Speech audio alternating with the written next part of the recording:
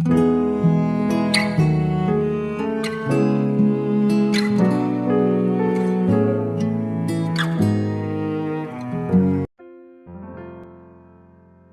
saudara yang dikasihi Tuhan Yesus, selamat pagi dan salam sejahtera bagi saudara semua. Saya menyapa bagi saudara yang ada di Indonesia, dari Sabang sampai Merauke, baik yang di kota maupun yang ada di desa, dan saudara yang ada di Malaysia, di Sabah, di Sarawak, di Kuala Lumpur, di Perak, dan dimanapun saudara semua berada pagi hari ini. Kiranya damai sejahtera dan sukacita daripada Roh Kudus senantiasa melimpah di dalam hati dan kehidupan saudara semua. Dan kiranya saudara semua dalam keadaan sehat selalu, puji Tuhan. Selamat datang kembali di Pokok Anggur bersama saya Yosia Krispianto. Mari saudaraku, sebelum kita bersama-sama merenungkan firman Tuhan, mari kita satu di dalam doa. Bapa di surga, Bapa yang baik, Bapa yang penuh dengan kasih karunia, Bapa yang kami muliakan di dalam nama Tuhan Yesus Kristus, kami mengucap syukur oleh karena pertolongan dan penyertaan Tuhan di sepanjang malam, di dalam istirahat kami, sehingga kami boleh melewati malam ini dengan penjagaan, dengan perlindungan Tuhan. Itu semua karena berkat pertolongan daripada Tuhan Yesus. Dan pada pagi hari ini ya Tuhan, kami kembali rindu untuk merenungkan firman Tuhan. Mari ya Tuhan, berbicaralah kepada setiap kami, urapi kami dan jamah hati kami ya Tuhan, sehingga kami dapat memahami segala maksud firman Tuhan. Terima kasih Tuhan, kami siap merenungkan firman-Mu. Hanya di dalam nama Tuhan Yesus kami berdoa. Amin. Baik saudaraku, kita akan membaca bersama-sama di dalam Matius 6 ayat yang ke-33 dan 34. Tetapi carilah dahulu kerajaan Allah dan kebenarannya, maka semuanya itu akan ditambahkan kepadamu. Sebab itu janganlah kamu khawatir akan hari besok, karena hari besok mempunyai kesusahannya sendiri. Kesusahan sehari cukuplah untuk sehari. Puji Tuhan. Saudaraku, Tuhan menciptakan manusia menurut gambar dan rupa Allah dengan suatu tujuan, yaitu Tuhan ingin manusia untuk hidup kudus, hidup sesuai dengan kehendak Tuhan, serta selalu memuliakan dan menyembah Tuhan dengan sukacita. Tuhan juga memberikan setiap manusia akal budi dan kehendak bebas untuk bisa memilih dan menentukan apa saja yang ingin setiap manusia kerjakan. Namun, terkadang setiap manusia tidak peka terhadap suara Tuhan, sehingga kita seringkali salah dalam memutuskan sesuatu hal dalam kehidupan kita yang tidak sesuai dengan kehendak Tuhan. Meskipun begitu, Tuhan tetap turut serta mendampingi setiap manusia dan menuntun mereka untuk kembali ke rencana awal Tuhan. Saudara, setiap manusia memiliki kisah hidup yang berbeda-beda, dan hal itu tidak mudah untuk dijalani, sehingga dapat menggoyahkan iman mereka. Namun Tuhan sungguh baik, saudara. Ia selalu memberikan kita kekuatan dan penghiburan melalui firman-Nya, seperti yang tertulis pada 2 Tawarik 15 ayat yang ke-7 dikatakan, tetapi kamu ini, kuatkanlah hatimu, jangan lemah semangatmu, karena ada upah bagi usahamu. Meskipun kita sudah mengetahui bahwa Tuhan senantiasa mendampingi kita di kala suka dan duka, tetap saja kita sebagai manusia seringkali melupakannya dan tidak peka terhadap suaranya. Maka dari itu kita perlu memiliki sikap yang benar sebagai orang percaya kepada Kristus untuk menghadapi masalah yang ada. Saudara, lalu bagaimana sikap kita saat menghadapi kesulitan atau masalah di dalam hidup ini, saudara? Sikap yang pertama adalah jangan putus asa, saudara. Ketika masalah datang dan sulit untuk kita hadapi, seringkali kita menjadi putus asa. Sesungguhnya, sikap tersebut tidak benar karena dengan sikap putus asa tidak dapat menyelesaikan masalah kita.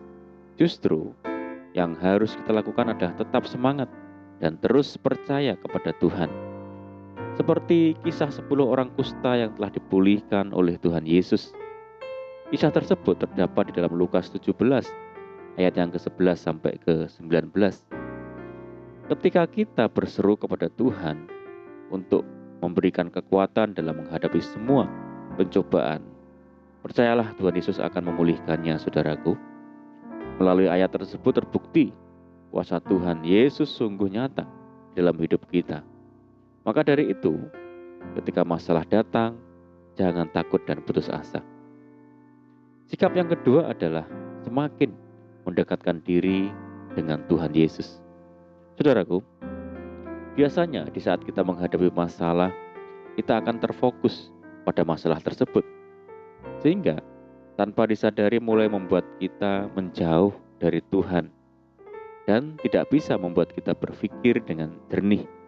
Bahkan bisa sampai mengakibatkan stres dan depresi. Kita harus memiliki hati seperti Ayub, saudara. Ayub sepenuhnya mempercayakan hidupnya kepada Tuhan. Meskipun semua musibah bertubi-tubi datang ke dalam hidup Ayub, dia tetap percaya kepada janji Tuhan yang selalu menolongnya. Sehingga pada akhirnya Tuhan mengembalikan hidupnya dan memberikan Ayub berkatnya yang berkali-kali lipat. Sikap yang ketiga adalah menguatkan iman, saudara. Saudaraku, di saat masalah datang, kita membutuhkan iman. Tanpa iman, kita akan mudah sekali goyah kepada janji dan pertolongan Tuhan. Dengan iman, kita bisa memiliki keyakinan di hati bahwa Tuhan akan selalu memberikan jalan keluar bagi anak-anaknya yang dekat kepadanya. Karena melalui berkat dan hikmat Tuhan, kita dapat mengambil tindakan yang terbaik untuk menyelesaikan masalah tersebut. Seperti cerita bangsa Israel yang menyeberangi sungai Yordan dan masuk ke tanah perjanjian dengan iman. Melalui iman tersebut, mujizat Tuhan terjadi saat itu dan terbelahlah sungai Yordan sehingga bangsa Israel dapat melewatinya. Oleh karena itu, sebagai umat Kristen, kita perlu menguatkan iman kita agar berkat dan mujizat dapat terjadi di dalam kehidupan kita. Sikap yang keempat adalah tetap bersyukur kepada Tuhan. Saudara, masalah sesulit apapun yang terjadi dalam hidup kita, tetap harus kita hadapi dengan rasa syukur. Karena kita masih diberikan kekuatan untuk menghadapi semua masalah hidup dan tidak mengalami masalah yang lebih berat atau sesulit masalah seperti yang dihadapi oleh orang lain. Pada dasarnya, Tuhan tidak akan memberikan masalah kepada manusia melebihi batas kemampuan kita.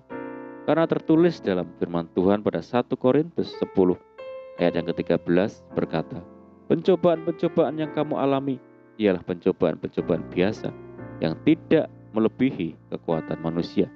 Sebab Allah setia dan karena itu Ia tidak akan membiarkan kamu dicobai melampaui kekuatanmu. Pada waktu kamu dicobai, Ia akan memberikan kepadamu jalan keluar sehingga kamu dapat menanggungnya. Jadi, jika kita memiliki masalah yang sulit saat ini, jangan khawatir, saudara. Percayalah bahwa Tuhan Yesus akan membantu kita untuk menyelesaikannya tepat pada waktunya. Dan sikap yang terakhir adalah berdoa dengan tekun. Saudaraku, berdoa merupakan cara kita berkomunikasi dengan Tuhan.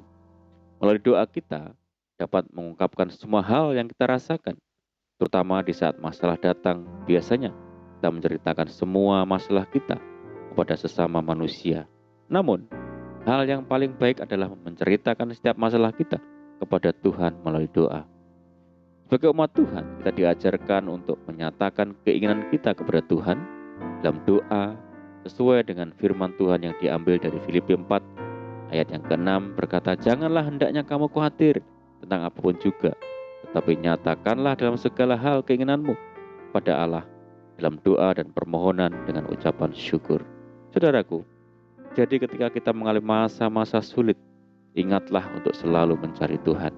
Karena hanya Dialah yang dapat mengangkat beban kita dan memberikan kelegaan. Amin, puji Tuhan. Mari kita berdoa.